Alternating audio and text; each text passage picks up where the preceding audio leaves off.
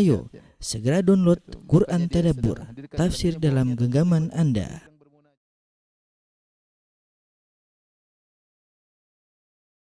Bismillahirrahmanirrahim. Assalamualaikum warahmatullahi wabarakatuh. Alhamdulillahi ala ihsanih wa syukru lahu ala taufiqihi wa amtinanih. Asyhadu an la ilaha illallah wahdahu la syarika lahu ta'ziman li sya'nih. Wa asyhadu anna Muhammadan abduhu wa rasuluhu da'ila ridwanih. Allahumma salli alaihi wa ala alihi wa ashabi wa ikhwanih. Para mirsa yang dirahmati oleh Allah Subhanahu wa taala, para ikhwan dan akhwat yang dimuliakan oleh Allah Subhanahu wa taala. Pada kesempatan kali ini kita akan membahas tentang salah satu nama Allah yang sangat mulia, yaitu Al-Jamil, ya. Dan nama Allah Al-Jamil ini datang dalam hadis yang sahih yang diriwayatkan oleh Imam Muslim nomor 91, ya. An Abdullah bin Mas'ud radhiyallahu taala anhu, dari Ibnu Mas'ud radhiyallahu taala anhu, anin Nabi sallallahu alaihi wasallam qala, Nabi sallallahu alaihi wasallam bersabda, la yadkhulul jannata man kana fi qalbihi mithqalu dzarratin min kibr. Tidak akan masuk surga seorang dalam hatinya seukuran zarrah dari kesombongan. Seukuran zarrah dari kesombongan. Zarrah, ya, artinya apa? Maka ada beberapa pendapat di kalangan para ulama, ya. Di antaranya zarrah, yaitu menggambarkan sesuatu yang sangat kecil. Ada yang mengatakan zarrah adalah suatu kalau kita pukulkan tangan kita ke pasir, kemudian kita bersihkan, kita kebaskan, lantas kita ambil satu butir dari tangan kita, itu yang disebut dengan zarrah. Itu suatu yang sangat kecil, yang kalau kita letakkan di timbangan maka mungkin tidak ternilai timbangannya. Salah satu makna zarrah demikian. Zarrah juga maknanya adalah semut kecil. Semut kecil namanya zarrah. Ya, semut kecil kalau kita ambil masih kecil, semut aja sudah kecil, apalagi yang kecilnya. Kemudian kita letakkan di timbangan, maka bisa jadi tidak ternilai timbangan tersebut. Itu tidak dianggap karena saking ringannya. Ada yang mengatakan zarrah adalah kalau kita membuka jendela misalnya, kemudian ada cahaya masuk, maka nampaklah serpihan kecil-kecil yang seandainya tidak dibuka jendela tidak terlihat serpihan tersebut. Itu disebut dengan zarrah dalam bahasa Arab. Artinya menggambarkan bahwasanya kesombongan adalah dosa besar meskipun sangat kecil. Kesombongan adalah dosa besar meskipun sangat kecil. Bahkan Nabi mengatakan, la yadkhulul jannata man kana fi qalbihi mithqalu dzarratin min kibr. Tidak akan masuk surga seorang yang dalam hatinya ada kesombongan sedikit sekali, ya. Sedikit sekali ada kesombongan, tidak akan masuk surga. Dan kita tahu di antara definisi dosa besar adalah dosa yang diancam dengan tidak masuk surga atau masuk neraka secara khusus, maka itu dosa besar. Ini dalil bahwasanya kesombongan adalah dosa besar, ya. Qala rajulun, maka ketika Nabi menyampaikan hadis tersebut, la yadkhulul jannata man kana fi qalbi mithqalu dzarratin min kibr, tidak masuk surga seorang dalam hatinya ada sedikit pun kesombongan. Ada seorang bertanya, inna rajula yuhibbu an yakuna thawbuhu hasanan wa na'luhu hasanan. Ya Rasulullah, seorang menyukai bajunya indah dan sendalnya indah. Maksudnya apakah ini termasuk kesombongan? Qala, maka Nabi menjawab, innallaha jamilun yuhibbul jamal. Sungguhnya Allah itu maha indah dan Allah suka dengan keindahan. Al-kibru batarul haqqi wa ghamtun nas. Adapun al-kibr, kesombongan itu maksudnya adalah menolak kebenaran dan merendahkan manusia. Inilah hadis yang merupakan landasan kita untuk berbicara tentang nama Allah Al-Jamil, ya. Karena di sini Nabi mengatakan innallaha jamilun yuhibbul jamal, ya. Baik. Kata Nabi sallallahu alaihi wasallam, innallaha jamilun, ya. Yuhibbul jamal. Ya.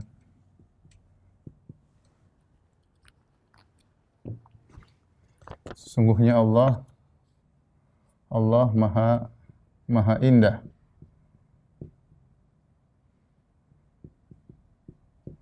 Allah suka keindahan. Suka keindahan, ya. Inilah hadis riwayat apa? Hadis riwayat Muslim dari Ibnu Mas'ud radhiyallahu taala anhu. Baik. Adapun maksud dari al-jamil ya. Makna al-jamil.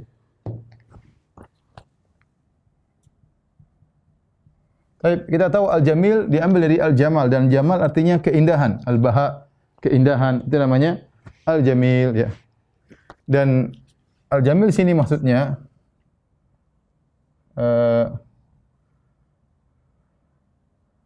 Allah ya, jamilun, maha indah dari sisi zatnya, kemudian dari sisi sifat-sifatnya, dari sisi af'alnya, perbuatan-perbuatannya. Itu af'aluhu, sifatuhu, dan zatuhu ya. Allah Subhanahu wa taala indah dari sisi ini ya. Zat Allah Subhanahu wa taala maha indah ya. Kita tahu bahwasanya bagaimana nikmat terindah di surga. Di surga adalah melihat wajah Allah.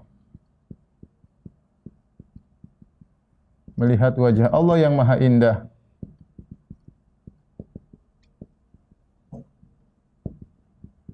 Ya, ketika penghuni surga mau surga, maka Allah mengatakan, "Ala azidukum, maukah aku berikan tambahan kepada kalian?" Ya, karena Allah berfirman, "Lilladzina ahsanul husna wa ziyadah." Bagi orang-orang yang berbuat kebajikan mendapat surga dan juga tambahan. Kata mereka, "Mau tambahan apa lagi ya Allah?" Ya. Ya. Bukankah alam tubayyit wujuhana, bukankah kau telah memutihkan wajah-wajah kami menjadi kami berseri-seri? Alam tudkhilnal jannah, bukan kau telah masukkan kami dalam surga dan kau telah menyelamatkan dari neraka jahanam? Ya, maka Allah pun mengangkat hijabnya, maka mereka pun melihat wajah Allah Subhanahu wa taala dan tidak ada kenikmatan yang terindah seperti melihat wajah Allah. Bahkan sebagian ulama mengatakan seperti Ibnu Qayyim rahimahullahu taala, memandang wajah Allah di surga membuat melupakan kenikmatan yang lain. Maka di antara doa Nabi sallallahu alaihi wasallam, Allahumma inni as'aluka ya, as'aluka ladzatan nadhari ila wajhik wasyauqa ila liqa'ik fi ghairi dharra mudhirrah wala fitnatin mudhillah. Di antara doa Nabi, Allah aku mohon kepada engkau kelezatan memandang wajahmu dan kerinduan untuk bertemu dengan engkau, bukan dalam kondisi kemudaratan atau fitnah yang membuat menyesatkan ya, tapi dalam kondisi seorang ya, ingin dalam kondisi tenteram, ingin melihat wajah Allah Subhanahu wa taala, dan ini Nabi minta secara khusus. Dan ini menunjukkan bahwasanya zat Allah adalah zat yang terindah. Ya, ini sudah merupakan kelaziman ya. Kemudian sifat-sifat Allah Subhanahu wa taala, sifat-sifatnya terindah ya. Demikian juga nama-namanya. Sebenarnya mengatakan sifat-sifatnya dan juga ya nama-namanya ya. Asma'uhu ya. Nama-nama Allah juga terindah sifat-sifatnya. Dan setiap sifat Allah terindah, dari Maha Pengampun, Maha Penyayang. Sebagian sudah kita jelaskan tatkala kita menjelaskan tentang nama-nama Allah Subhanahu wa taala ya. Semuanya mengandung makna yang tertinggi dan terindah. Makanya disebut dengan Asmaullah Al-Husna, yaitu yang terindah. Setiap sifat Allah semuanya indah, setiap nama-nama Allah indah. Namun kita tidak bisa meliputi seluruh keindahan nama-nama Allah dan sifat-sifatnya. Makanya Nabi sallallahu alaihi wasallam berkata dalam salat witirnya, kata Nabi, la uhsi sana'an alaik anta kama asnaita ala nafsik. Yang artinya aku tidak mampu untuk memuji engkau ya, wahai Allah, anta kama asnaita ala nafsik, yang bisa memuji engkau adalah dirimu sendiri dengan pujian yang seharusnya. Jadi nama-nama Allah juga sifat-sifat terindah, namanya terindah. Kemudian perbuatan-perbuatan Allah juga terindah. Perbuatan-perbuatan Allah cuma dua kemungkinan. Perbuatan Allah itu keputusan-keputusan Allah Subhanahu wa taala, yaitu perbuatan Allah yang menimbulkan maslahat, yang menunjukkan maslahat bagi hamba, rahmat ya. Rahmat, kemudian hikmat ya. Atau keadilan ya. Tidaklah Allah Subhanahu wa taala memutuskan sesuatu kecuali karena dengan sikap keadilan ya. Jadi perbuatan Allah cuma maslahat atau keadilan. Allah tidak berbuat zalim sama sekali. Wa ma rabbuka bidzallamil lil abid. Bahwasanya Rabbmu tidak akan berbuat kezaliman kepada siapapun. Kata Allah Subhanahu wa taala ya. Wa ma rabbuka bidzallamin lil abid. Allah tidak akan berbuat zalim kepada hamba-hambanya. Baik. Inilah makna al-jamil. Makna yang kedua ya.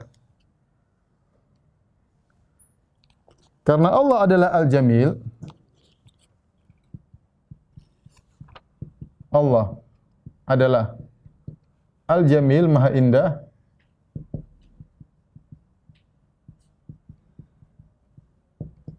Maka di antara asarnya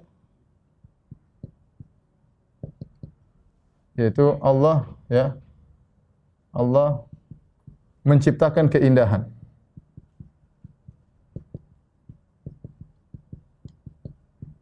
Maka disebut Allah mujmil, yaitu mujmilun,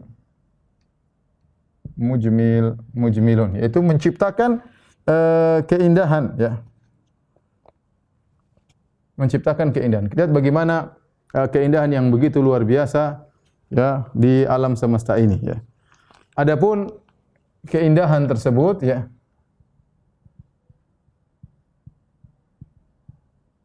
bisa kita bagi dua ya. Pertama, keindahan alam. Kemudian yang kedua, keindahan pada manusia.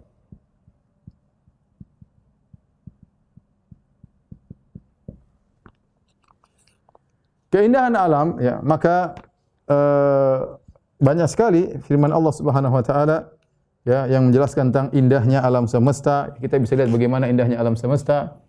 Wa zayyana as-samaa'a ad-dunya bimasabiha ya. Allah hiasi langit dengan bintang-bintang ya. Misalnya Allah hiasi langit dengan bintang-bintang.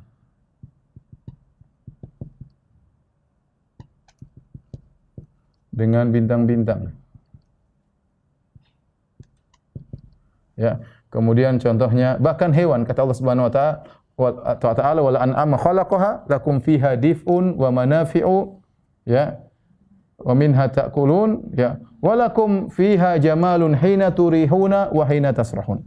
Kata Allah walakum fiha jamalun hina turihuna wa hina tasrahun. Ini dalam surat An-Nahl ya. Allah mengatakan pada hewan-hewan tersebut ada keindahan. Ada keindahan. Hewan-hewan pun Allah ciptakan dengan ada keindahan. Hewan-hewan ternak tatkala kalian gembalakan, tatkala kalian masukkan ke kandang, tatkala kalian gembalakan ada keindahan ya yang Allah berikan kepada hewan-hewan tersebut. Ya, ini keindahan pada hewan-hewan.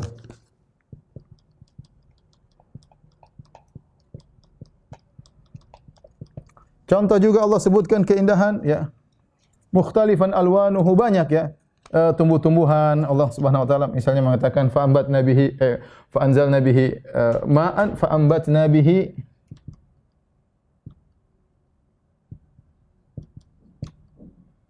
hadaiqa dzata bahjatin ma kana lakum an tumbitu sajaraha ma kana lakum an tumbitu sajaraha ilahumma Allah.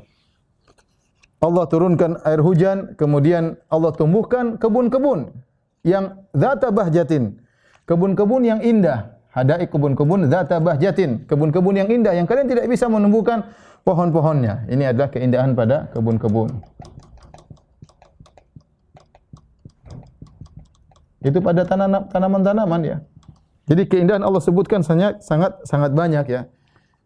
Dan Allah sebutkan secara umum, kata Allah Subhanahu wa taala, ya. Inna ja'alna ma 'alal ardi zinatan laha linabluwakum ayyukum ahsanu amala. Kata Allah, kami jadikan apa yang di atas bumi zinah, perhiasan. Kami jadikan apa yang di atas bumi sebagai perhiasan, ya. Kami jadikan apa yang di atas bumi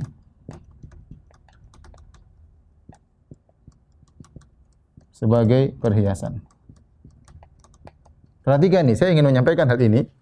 Kenapa saya sampaikan ini? Karena penting, ya. Pembahasan bahwasanya Allah menciptakan alam semesta dengan keindahan, ini sangat penting terutama untuk membantah orang-orang ateis. Kenapa, ikhwan? Karena orang-orang ateis mengatakan alam semesta ini terjadi dengan tiba-tiba.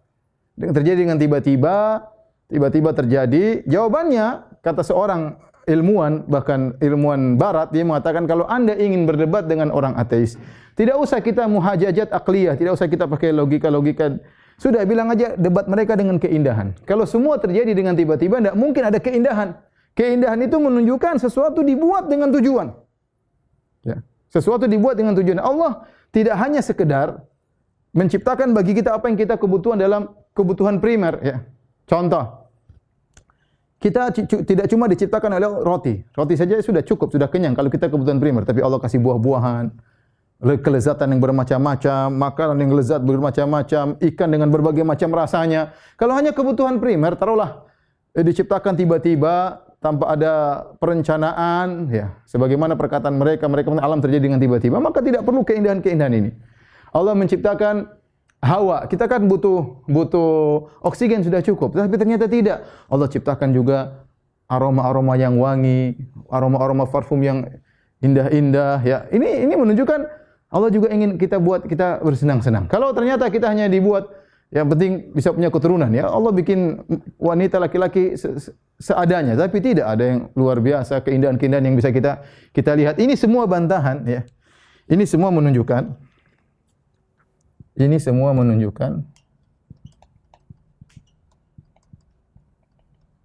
alam ini, ya, diciptakan dengan tujuan.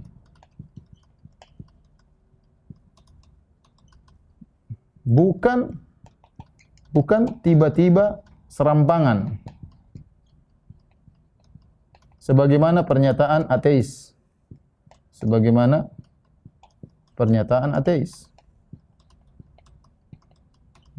Kalau alam terjadi dengan tiba-tiba, maka tidak perlu ada keindahan-keindahan. Allah menciptakan keindahan dengan ada tujuan. Makanya Allah mengatakan, "Inna ja'alna ma'alal ardi zinatan laha." Kami jadikan di atas muka bumi sebagai keindahan, perhiasan. Langit dihiasi, bumi dihiasi. Kita lihat keindahan begitu luar biasa. Bagaimana indahnya matahari terbenam, orang sampai berusaha foto-foto matahari terbenam. Ada sebagian orang nunggu matahari terbit. Masing-masing punya keindahan. Hewan-hewan dengan berbagai macam keindahan, burung dengan berbagai macam modelnya, bunga dengan berbagai macam modelnya. Ini enggak mungkin terjadi dengan tiba-tiba. Dan ini bantahan telak bagi orang-orang ateis yang mengatakan bahwasanya alam hanya terjadi dengan tiba-tiba, tanpa perencanaan, tiba-tiba ada ledakan besar, teori Big Bang dan yang lainnya, tiba-tiba muncul makhluk dengan berbagai macam modelnya. Itu kalam fadhi, kalam farik, kalau kita apa? Bahasanya omong kosong. Ya, enggak mungkin. Enggak logis. Di mana bisa keindahan ini diciptakan tanpa ada penciptanya. Baik. Kita bicara keindahan alam, dan ini adalah asar dari sifat Allah Al-Jamil, atau nama Allah Al-Jamil, Allah Maha Indah. Sekarang kita bicara tentang manusia. Manusia, keindahan pada manusia bisa kita bagi dua. Keindahan pada fisik, keindahan pada akhlak.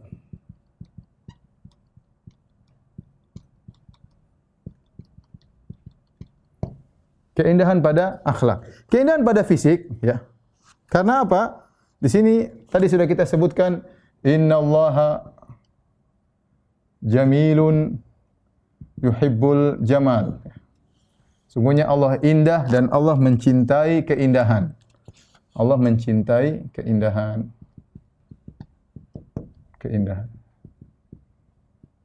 Kata para ulama, keindahan di sini adalah umum, am, ya.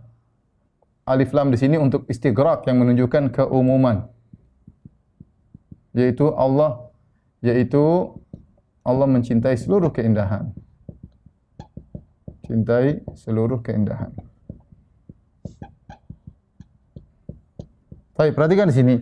Adapun keindahan pada fisik, oleh karenanya Allah Subhanahu wa taala menyuruh kita untuk pakai baju. Kata Allah Subhanahu wa taala, "Ya bani Adam, qad anzalna ilaikum libasan yuwari sawatikum warisha." Ya. Libasan yuwari sawatikum warisha. Ya. Kata Allah Subhanahu wa taala, "Wahai anak Adam, kami telah turunkan bagi kalian pakaian." Ya. Pakaian untuk menutup aurat kalian. Kenapa Allah berikan pakaian agar orang-orang pakai? Untuk keindahan. Untuk keindahan. Kemudian juga dalam hadis, ada seorang diberikan kenikmatan tapi dia pakai pakaian yang lusuh, maka Nabi tegur. Ya, Nabi tegur, Nabi mengatakan bahwasanya kalau Allah, ya, innallaha yuhibbu an yara athara nikmatihi ala abdihi. Kata Nabi sallallahu alaihi wasallam, innallaha yuhibbu an yara athara nikmatihi ala abdihi. Jadi laki-laki tersebut ditegur oleh Nabi, kenapa pakai baju yang lu suka? Kau punya uang punya, kalau gitu Allah suka jika Allah melihat dampak nikmat Allah kepada hambanya. Ya. Dalam riwayat yang lain Nabi mengatakan, ala kamal, kau punya harta? Kata dia punya ya Rasulullah. Maka Nabi mengatakan, idza ataqallahu malan falyara atharahu alaika. Kalau Allah berikan kau harta, maka tunjukkan bukti Allah berikan kau nikmat itu pakai baju yang bagus, ya. Di antara dalil Allah suka dengan keindahan hadis yang sedang kita bahas. Seorang bertanya, "Ya Rasulullah, innar rajula yuhibbu an yakuna thawbuhu hasanan wa na'luhu hasanan." Ya Rasulullah, seorang suka bajunya indah, kemudian sendalnya indah, sepatunya indah. Kata Nabi, itu bukan dari kesombongan. Itu bukan dari kesombongan, ya. Oleh karenanya keindahan pada fisik enggak apa-apa. Allah suruh khudhu zinatakum inda kulli masjid. Kata Allah, khudhu zinatakum, ambillah perhiasan kalian tatkala hendak salat. Ya, khudhu zinatakum inda kulli masjid.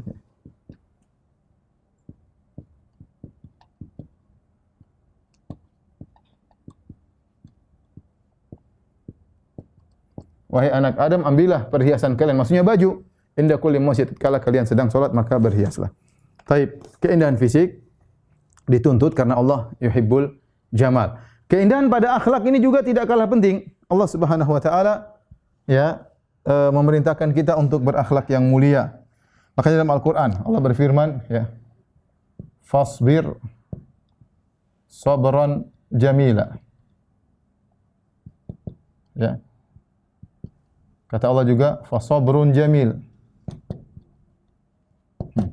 Allah mengatakan wahjurhum hajran jamila. Subhanallah. Allah sifati, hajarlah mereka dengan hajar yang jamil. Kata Allah, fasfahis safhal jamil.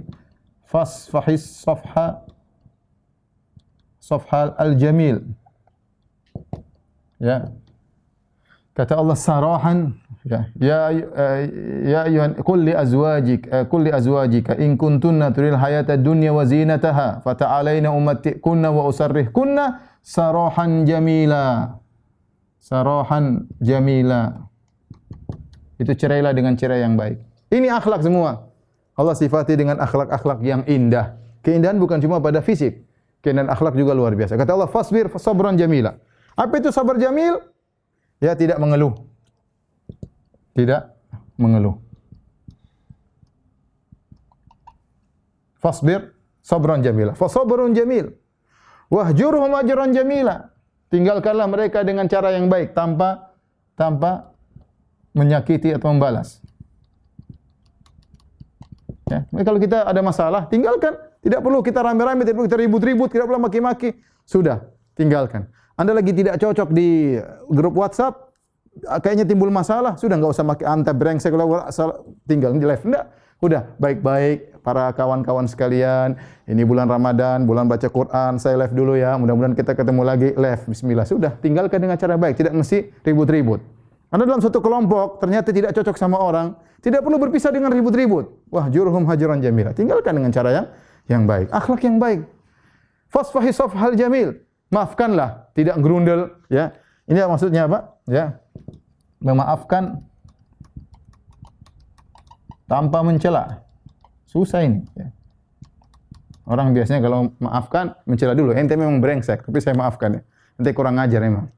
Ente memang orang stres, tapi saya maafkan. Maafkan aja, nggak usah mencela. Itu namanya fasfahi safhal jamil. Safhal jamil. Akhlak yang mulia. Memaafkan sudah sulit. Apalagi maafkan tanpa mencela, lebih sulit lagi. Maafkan akhlak yang mulia. Maafkan dengan tanpa mencela lebih sulit lagi. Tapi inilah fasfahi safhal jamil. Sarahan jamila, ya. Ya. Perceraian yang baik. Cerai yang baik. Yaitu apa? Cerai tanpa mencaci maki, tanpa menyakiti, tanpa dendam. Ya. Subhanallah, tidak semua orang mencerai dengan cerai yang baik. Ya. Cerai, kemudian dendam, maki-maki, ribut, ya, bahkan balas dendam, dan itu tidak baik. Jadi maksud saya, Allah melihat keindahan bukan cuma pada fisik, Allah juga melihat pada akhlak. Justru keindahan batin itu yang sangat utama. Ya. Taib. Kita lanjutkan. Ada perlu peringatan, ya, peringatan.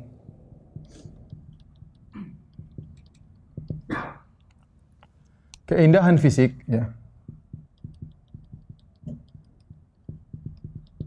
Fisik itu paras, ya.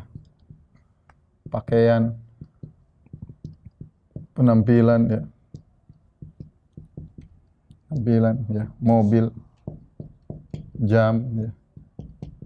Tas, ya. Dan lain-lain. Ya, ini namanya keindahan fisik. Terbagi menjadi tiga. Terbagi menjadi tiga.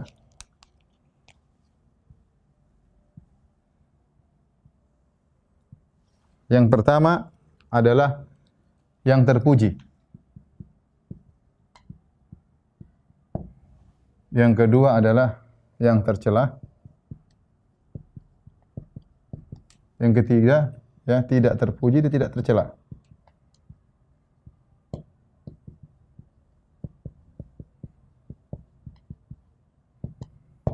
Apa itu yang terpuji? Ya. Yang terpuji adalah, ya, yang membantu ketaatan kepada Allah. Ya. Yang tercela yang mengantarkan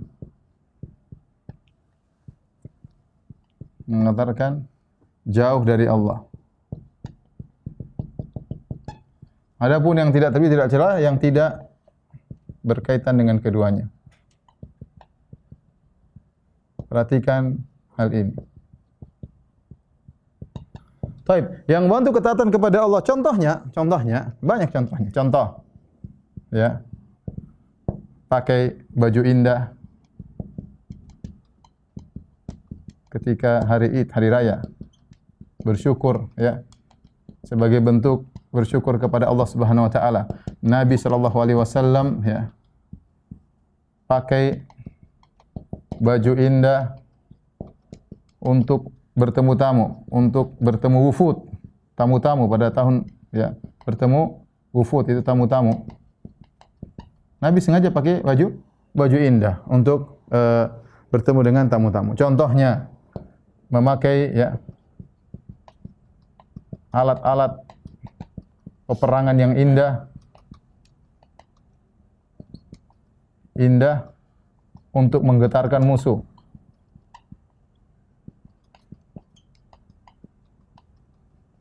Ya, ini contoh, ya, seorang kemudian diantaranya untuk menunjukkan, ya, untuk menunjukkan pakai baju yang indah untuk menunjukkan nikmat Allah kepadanya.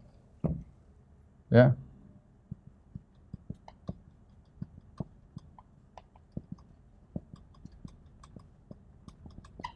Untuk menunjukkan nikmat Allah kepadanya.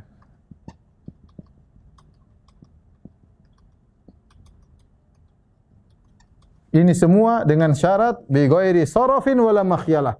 Kata Nabi sallallahu alaihi wasallam, dengan syarat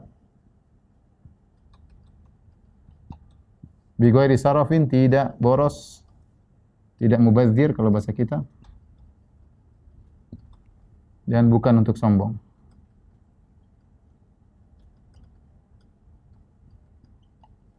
Bukan untuk sombong. Adapun yang tidak boleh, yang mengantarkan jauh kepada Allah Subhanahu wa taala, contoh yaitu hal-hal ya yang diharamkan oleh Allah Subhanahu wa taala, hal-hal yang diharamkan. Ya. Contoh emas dan sutra bagi lelaki. Indah sih indah, tapi Allah melarang ya. Maka hukumnya haram dan ini tidak boleh. Contohnya barang-barang ya terlalu mahal sehingga ya masuk pada mubazir ya. Pada mubazir tidak ada keperluannya. Tidak ada perlunya. Tidak ada perlunya. Ya. Ya, sama, mobil terlalu mahal, jam terlalu mahal, baju terlalu mahal, sepatu terlalu mahal, ya, sendal terlalu mahal, kacamata terlalu mahal, songkok terlalu mahal. Ya. Ada songkok emas semuanya. Ya, wah, laki-laki sudah emas mahal, ya. Kemudian juga, ya, barang-barang yang menjadikan seorang ujub,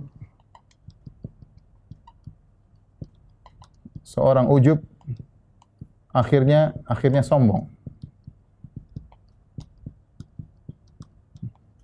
Hadis tentang seorang bainama rajulu yamshi fi hullatin, ya. Tatkala ada seorang berjalan dengan gaunnya, dengan jubahnya yang indah, membuat dia ujub, id khasafa bihillahu al-ardha wa huwa yatajaljalu fiha ila yaumil qiyamah. Tiba-tiba Allah benamkan dia di bumi dan diguncang-gancingkan oleh Allah sampai hari kiamat. Dia sombong gara-gara pakai baju. Nabi menyebutkan tentang orang-orang sebelum kalian, yaitu umat terdahulu. Ada orang yang sombong dengan bajunya, ya. Sama seperti Qarun. Ya, fa kharaja ala qaumihi fi zinatihi, ya, keluar dalam kesombongannya dengan bajunya yang indah, dengan anak buahnya yang buat dia angkuh, ya. Hati-hati, ya. Kita tidak dilarang memiliki barang-barang yang indah. Allah suka dengan keindahan, tapi bi ghairi sarafin wala makhyalah, tidak boleh mubazir dan tidak boleh karena sombong, ya. Tidak boleh karena sombong. Tidak boleh juga ujub, ya. Semua barang-barang kita memiliki ujub, maka kita tinggalkan. Oleh karenanya dalam hadis kata Nabi sallallahu alaihi wasallam, al-badzadzatu minal iman. Al-badzadzah itu apa maksudnya? Kurang terkadang cuek dengan penampilan, terkadang merupakan bagian dari keimanan. Nabi sallallahu alaihi wasallam pakai sendal bagus, pakai baju bagus, terkadang Nabi berjalan tanpa pakai sendal. Ya. Nabi terkadang naik kuda, terkadang naik onta, terkadang Nabi naik himar. Ya. Jadi tidak selalu kita harus necis terus, enggak harus. Enggak harus. Sesekali kita cuek, sesekali kita biasa-biasa saja. Agar hati kita tidak terikat dengan dunia, harus selalu oke, harus selalu necis, harus selalu enggak harus, sekali biasa-biasa aja. Ya. Enggak harus selalu kalau pergi kemana mana harus naik first class, enggak business class, enggak, ekonomi kadang-kadang enggak ada masalah. Terkadang kita makan, terkadang restoran, oke, restoran kita senang, itu enak. Kita punya duit banyak, apa salahnya? Enggak salah, intinya makan restoran mahal, tapi sekali-sekali restoran yang biasa-biasa saja. Untuk apa? Agar kita tidak sombong. Karena ikhwan, saya katakan hati-hati, barang-barang yang mahal itu, ya, mudah menjadikan orang sombong. Makanya kenapa orang-orang kaya banyak di neraka jahanam, karena terkadang masuk kesombongan dalam diri mereka. Tapi kalau Anda bisa menjaga diri, ya, ada yang penting beli barang, yang penting jangan sombong dan jangan mubazir, maka tidak jadi masalah. Jadi hati-hati, ya. Tidak semua keindahan. Orang mengatakan, Ustaz, ini jam tangan saya indah banget. Harganya berapa? 1,5 miliar. Bahlul ente beli jam 1,5 miliar. Masih orang banyak miskin, orang banyak setengah mati. Coba buat masjid sudah jadi masjid. Ya, kalau punya uang banyak, uang saya banyak 1 triliun. Ya udahlah, meskipun uangmu banyak. Apakah logis beli jam 1,5 miliar? Enggak logis, ya. Meskipun duitmu satu dunia duitmu. Duit itu semua titipan Allah Subhanahu wa taala. Tapi kalau wajar ya, saya ustaz, saya seorang konsultan ustaz, saya seorang ini, kalau orang ketemu saya pakai jam ini enggak dipercaya. Dan memang orang seperti itu terkadang ya. Kalau kita misalnya mengadakan akad ternyata penampilannya amburadul dia enggak percaya. Ya sudah, enggak ada kepentingan silakan. Kalau ada kepentingan silakan, tapi jangan terlalu yang mewah-mewah ya. Jadi hati-hati, itu namanya keindahan yang tercela yang mengantarkan kepada semakin jauh dari Allah Subhanahu wa taala. Adapun tidak terpuji, tidak tercela, ya enggak ada hubungannya, tidak membuat dia taat kepada Allah, tidak menjadikan dia sombong, keindahan biasa, sifat manusiawi suka dengan keindahan. Maka saya ingatkan kepada ibu-ibu bahwasanya kesombongan itu tidak hanya menimpa orang kaya, menimpa orang miskin juga. Makanya Rasulullah SAW menyebutkan ada 3 orang yang Allah tidak akan lihat pada hari kiamat kelak, di antaranya ailun mustakbir, yaitu seorang miskin yang sombong. Kok miskin? Ada orang miskin sombong. Miskin sombong ya. Udah miskin apa? Sombong. Sombong dengan apa? Enggak tahu sombong dengan apa. Mungkin baru beli barang sedikit mewah, itu pun KW sudah sombong. Apalagi kalau punya barang yang ori ya, lebih sombong lagi. Baru KW sudah sombong. Jadi demikian pula kita tidak boleh menilai seorang yang memiliki penampilan bagus kita tuduh dia sombong. Enggak. Masing-masing ya. Kita tidak boleh nuduh orang. Ya, bisa jadi dia memiliki pakaian yang indah karena untuk bersyukur kepada Allah, bukan untuk kesombongan. Bisa jadi dia pakai pakaian yang indah untuk kepentingan pekerjaan, kita tidak tahu. Ya, tapi intinya saya ingatkan masing-masing kita tahu ya. Tidak boleh kita memiliki barang-barang yang terlalu mewah, yang mubazir dengan alasan ini keindahan, Allah suka dengan keindahan. Jawabannya hati-hati ya, bahwasanya bisa jadi keindahan tersebut bisa mengantarkan kita kepada semakin jauh dari Allah Subhanahu wa taala. Demikian ya Bang Pitung dan juga para pemirsa yang dirahmati Allah Subhanahu wa taala, kajian kita pada kesempatan kali ini. Insyaallah kita bertemu di kesempatan yang lain. Kurang lebihnya saya mohon maaf. Wabillahi taufiq wal hidayah. Assalamualaikum warahmatullahi wabarakatuh.